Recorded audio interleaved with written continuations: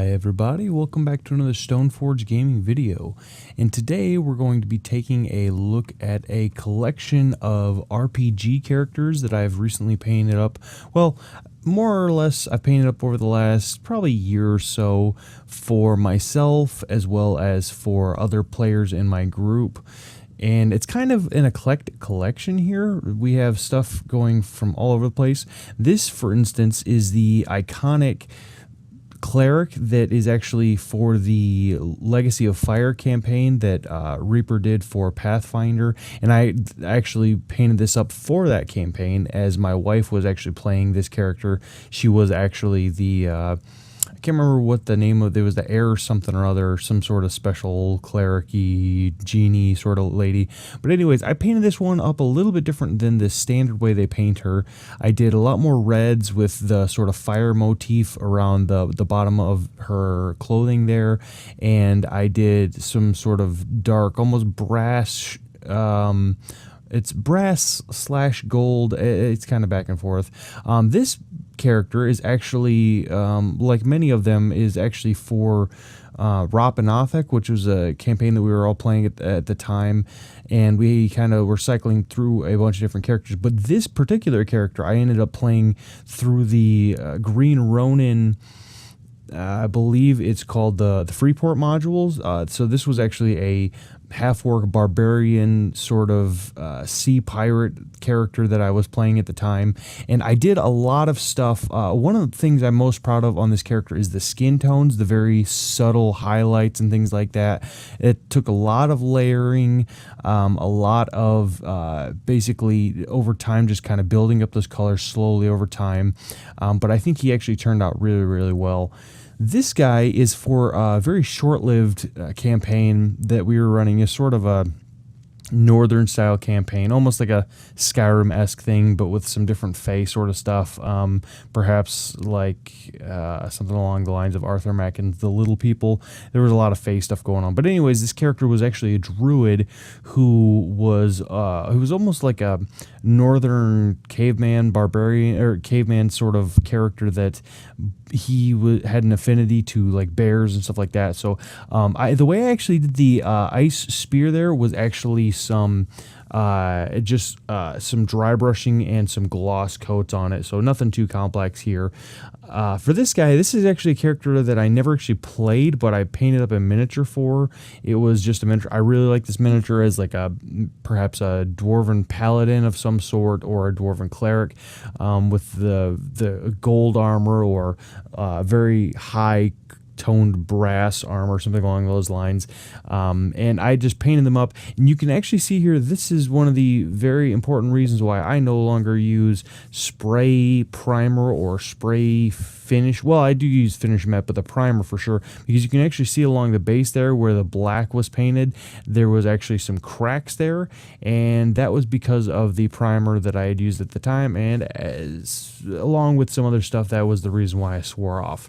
This was a character also for Legacy of Fire. Actually, 3 of these characters that I'm going to be pointing out are actually for the Legacy of Fire campaign that we never finished. But this was for my sister's character, that she was sort of an air sorceress sort of character, and this is actually a very good showcase of a miniature that I literally had no plans for originally, and I just kind of winged it, and it actually turned out pretty well. This guy is actually, I know it's going to seem weird, but this was actually my character who was actually a rogue for the same campaign. Now, you might be saying, that's a gigantic falchion, and this guy doesn't look at anything like a rogue. Well, he was more of a dervish-style rogue than the classic, like, dungeon-crawling, like, sneaking around and setting off traps sort of rogue. He was kind of the stealthy, almost like ambush you out in the middle of a desert somewhere style rogue. So he was actually pretty cool. He used a falchion, and it was an interesting character. Again, we never finished the campaign, but I really like this model because that's actually the Reaper, one of the warlords from the Mercenaries faction, actually. So if I ever get around to playing that again.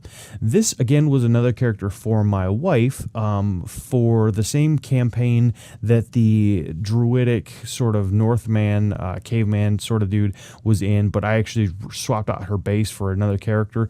And this is actually, I really love this model as a female dwarven cleric, because there's not too many good female dwarf miniatures out there. And there's also not too many just female dwarf clerics, especially.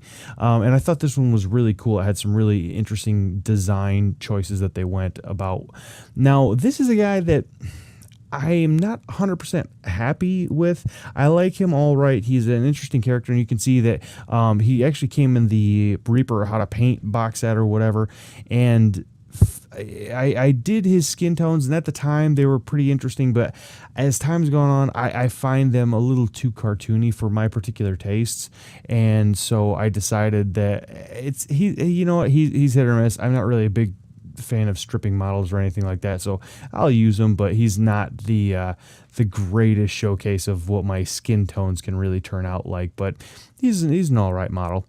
I really do like the model. I just tend not to care for that particular paint scheme that I went with. Now, this is actually a character inspired by, you guys have seen my playthrough so far of Dark Souls. This is a character that is inspired 100% by those games, and he was actually, because he was a character for Rapanathik, and literally he is named after even a character from the Dark Souls series, which is Artorias.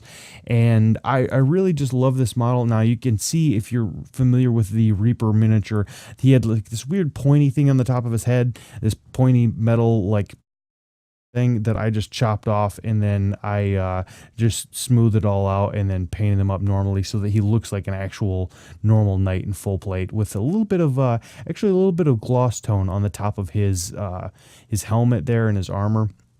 And I overall, I really like the way he turned out. So I hope you all have enjoyed the look at these. They're almost all, actually, I believe they're all Reaper models, which tends to be what I use for my RPGs and stuff like that.